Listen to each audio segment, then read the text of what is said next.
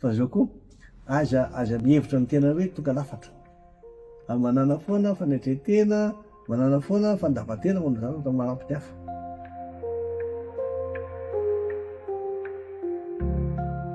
Fa miarabantsika rehetra anisan'ny tanjona iarahantsika eto amin'ny miara-manorina ny mba hisian'ny fifampizarana fahalalana traikefa sy fahendrena eo amin'ny samy malagasy mba hananantsika fomba fijery miabo kokoa ary mba hifampisintona miakatra amin'izay ny samy malagasy fa tsy sanatrian'izany dia hifanenjika sy hifamingana lavo zao ka dia voninahitra lehibe eo antsika androany ny mandray ny filoha Marikaravalmanana izay nanaiky tamin'ny mpahantsorana ny zaramitsika ampahany foy tamin'ny lalam-piainana sy lakile vitsivitsy mitondra azy nakany amin'ny fahombiazana dia makasitraka azy tsika amin'ny finiavany sy ny fitiavany dia manasantsika anaraka hatramin'ny farany ny horonan-tsary fa tombony lehibe ho an'izay mahay mandray sy miaino dia fananana olobe mizava toy izao dia raha ohatrany farany ary vidéo toy.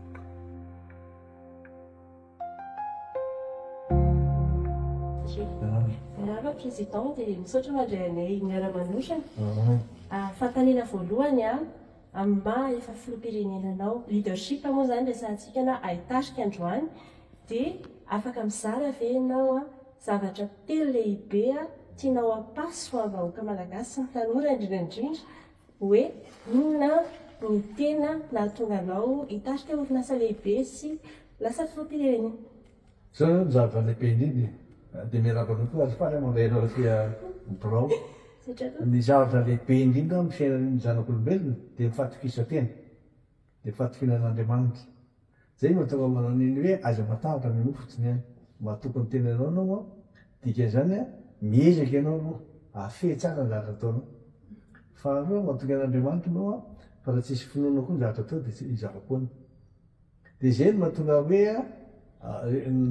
nanao zavatra hatramin'ny farany zay zany nahitana le success story filazana azy amin'ny teny anglisy hoe misy zavobita matetika mantsika dia entiko fotsiny hoe da atao ty fa vitao fa azo fehero tsara aloha azonao antoka tsara ny tenanao fa voafehinao amin'ny lafiny rehetra zavatra ataonao ary matoky ianao fa hitambokatra l'izy za zao matonga miresaka amin'izany omby ty ny zavatra resariko taloha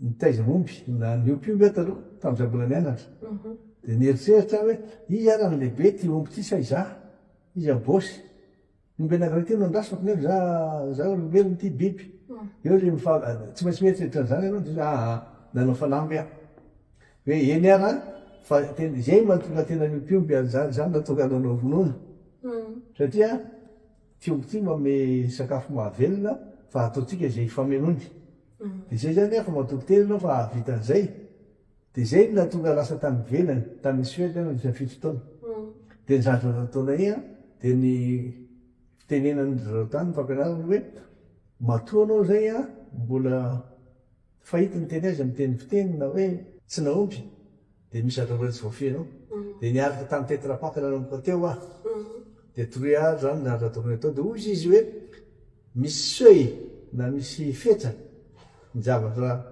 mahafahity ny société na mety ampitombo azy dia tandremo ozy ny seuil de rentabilité.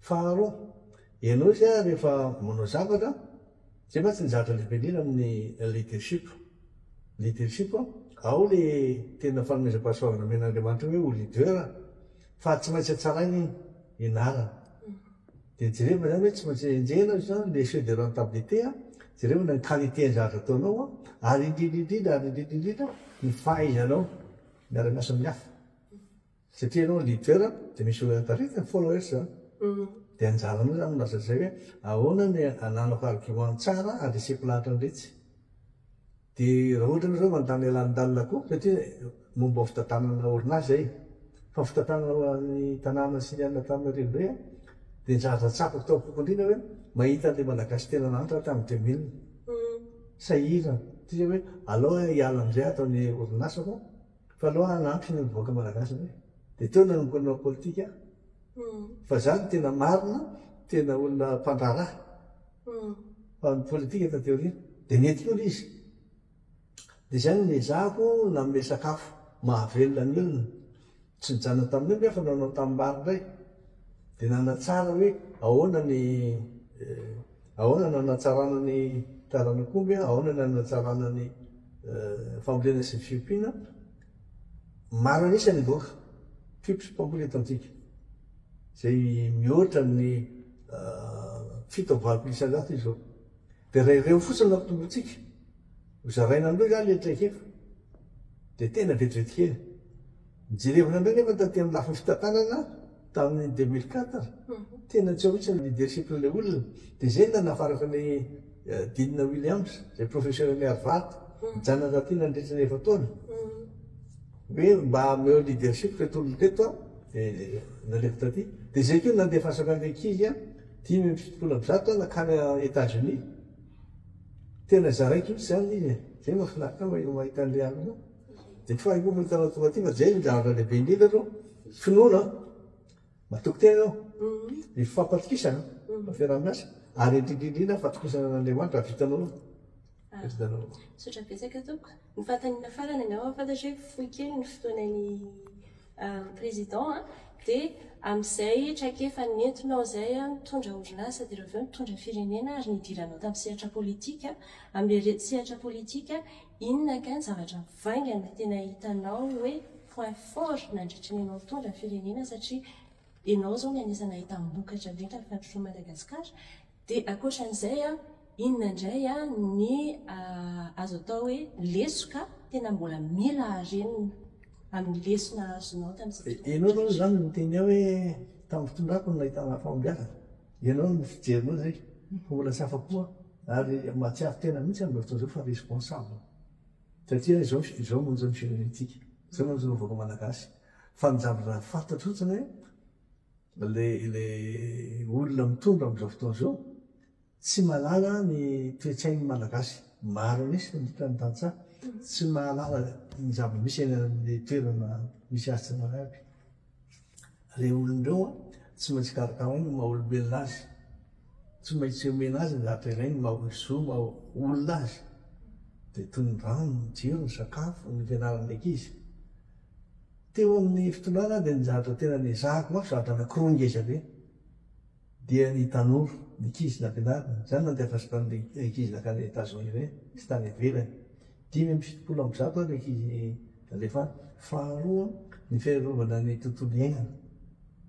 Tadidina tsara ianao tamin'ny zaho mitondra dia nampitombo ny isan'ny alan-javaboary avy 3 ena tamin'izay. Dia gaga ny hoe ahoana nanaovanao azy dia hoe fiarovana azy nisan'ilay hoe langsety zay ny anarana. Langsety io norvégienne. Dia izy namena niarany arana sy rehetra hoe tena narovana mihitsy miarana amin'ny hélicoptère dia miarana miasa amin'ny le mponina eny an-tanàna izy. Dia niezahana izay nanazavana eny hoe misy fidiram-bola ho ana roty. Zay koa masina nisy ny zavatra anankiray tena hitako tena nafinaritra koa niaraka tamin-drareo ny fifandraisako tamin'ny olona benibelany satria tena nanavanana indrindra ny asa davy-rareo skandinavy sy ny allemand niasa tamin'ireo. Dia rehefa tenenina dia tsy maintsy vita. Tsy maintsy vitaina ilay zavatra tenenina na tsy azo atao mihitsy zany naza zavatra tsy ho atao zany. Tena hoe mino fotsiny ihany. Ananan'olona confiance ianao dia efa tena mametoky azy.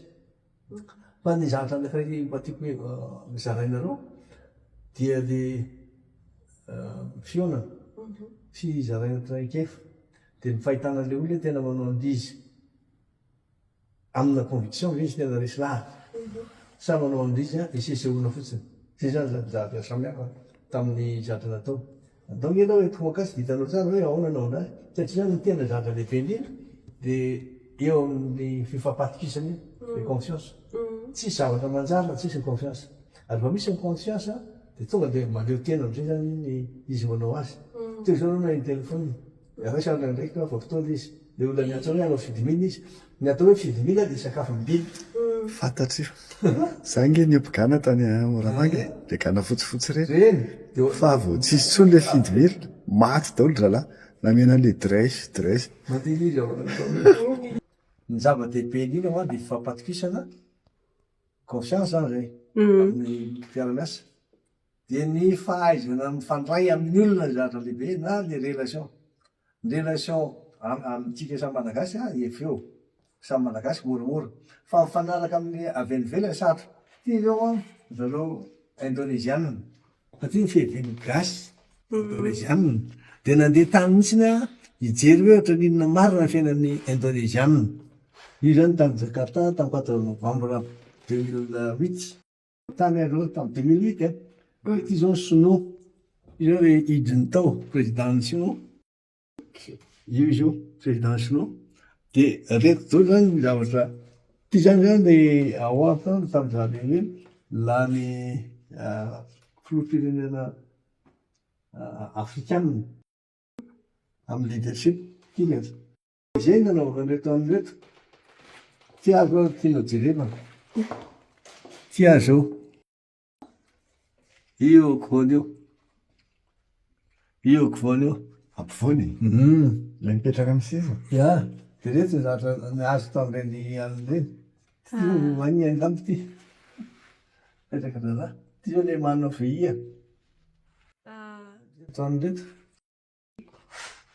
ty nenilava lava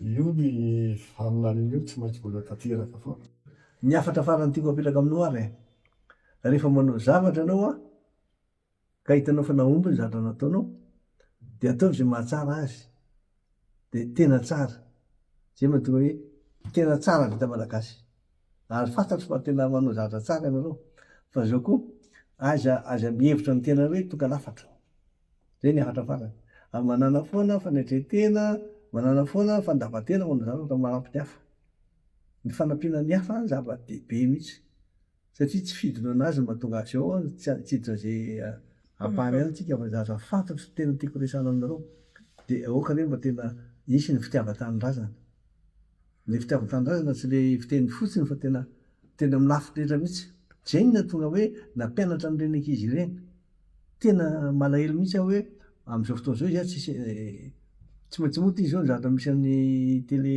fandroana ny vahiny any ivelany ty ary akatahaka any koa ny européenne fa avy eo akatahaka any koa izy de nisy fa ny kiliany de tsy maintsy atao jerovana an'izy ireny azonao misaotra betsaka président mampamangy amin'ny ankizy rehetra any mampamangy an'ireo le malagasy namana sy ty afaka any Belzika any mandram-piony bye bye